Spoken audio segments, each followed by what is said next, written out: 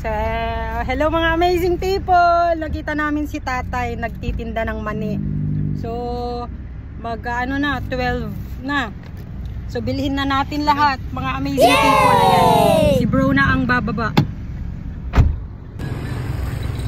Ayan, si bro na ang bumaba mga amazing people. Ayan.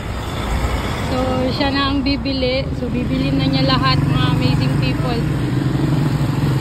Ayan, bibilin na niya lahat yung mani para makauwi na si tatay.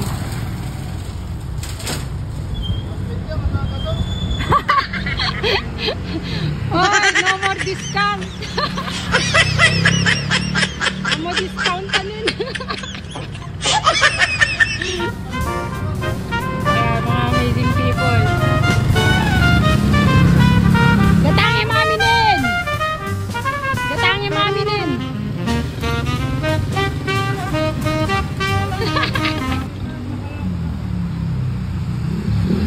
Ay!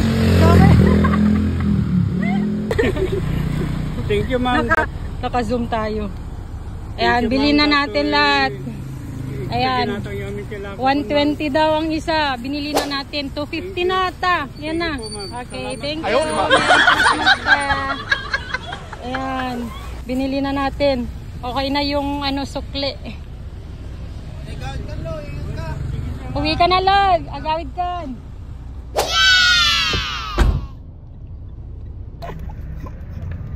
The page na tayo, Joy. So, ayan na naman, mga amazing people. Nabili na natin. Ayan.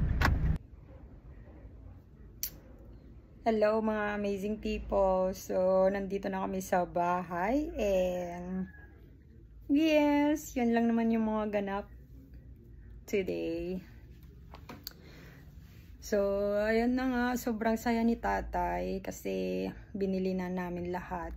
So, marami siguro siyang tinda siguro. Kasi 3 na lang kasi yung natira eh. Kaya 3 na lang yung nabili. Yung isa binayaran ni bro.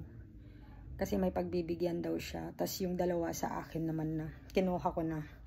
Actually, hindi ako Actually, gustong-gusto ko rin ng mani. Sana.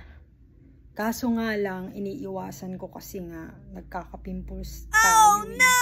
Ewan ko ba kung bakit pag kumakain na ako ng mani, nagkaka-pimples na talaga ako.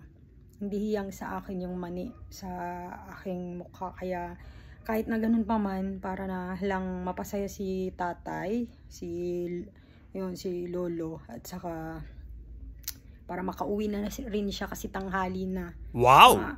Past 12 na pala yun eh, kasi quarter to 12 nung pumunta kami sa first Sinanglawan, doon na kami nag-lunch. And then after kami nag-lunch, uwi na kami. Tapos nakita namin siya na pupunta pa siya doon sa malapit sa maliit na simbahan. Doon siya tumatambay. Doon din namin siya nakikita pag Pero ewan ko kung siya din lang yun. So yun. So, yun, binili na namin yung mga mani. Ayan, napasaya natin si Lolo. So, please follow my Facebook, mga amazing people, and share naman kayo sa aking video. Yes. And, yes, mag-ingat tayo lagi. Keep safe, everyone. See you on my next vlog. Bye!